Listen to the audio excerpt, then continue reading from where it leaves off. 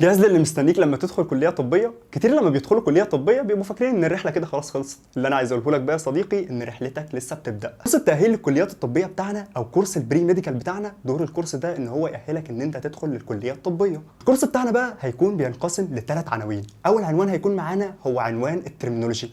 عنوان الترمينولوجي ده احنا المفروض فيه هنقول لك المصطلحات الطبيه والمصطلحات اللي موجوده بالانجلش واللاتيني اللي هتكون بالنسبه ليك غريبه ومش مألوفه لما تلاقي الدكتور بيقولها لك اول يوم.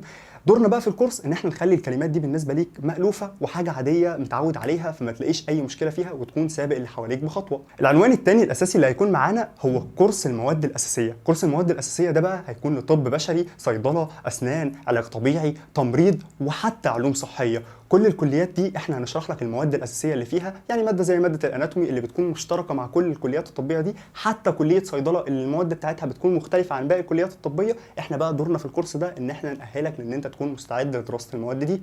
تالت عنوان معانا والاخير ده عنوان ممكن تسميه عنوان ترفيهي، ممكن تسميه عنوان غير علمي. العنوان ده بقى هو عنوان المحتوى غير العلمي. المحتوى غير العلمي ده احنا هنأهلك لاول يوم تدخل فيه الكليه ونعرفك حياتك هتمشي ازاي من اول يوم لحد ما تتخرج باذن الله. العنوان ده هنكلمك فيه عن حاجات كتير جدا بره المحتوى العلمي، زي ان احنا هنكلمك عن شات جي بي تي، زي ان احنا هنكلمك عن الكلابس اللي هتكون موجوده في الجامعات، زي ان احنا هنكلمك عن حاجات تانية كتير هتعرفها لما تدخل معانا الكورس. لو حابب بقى تشترك معانا صديقي ممكن تتواصل مع الرقم اللي ظاهر معاك قدامك على الشاشه ده. واخر حاجه احب اقولها لك وداعا يا صديقي.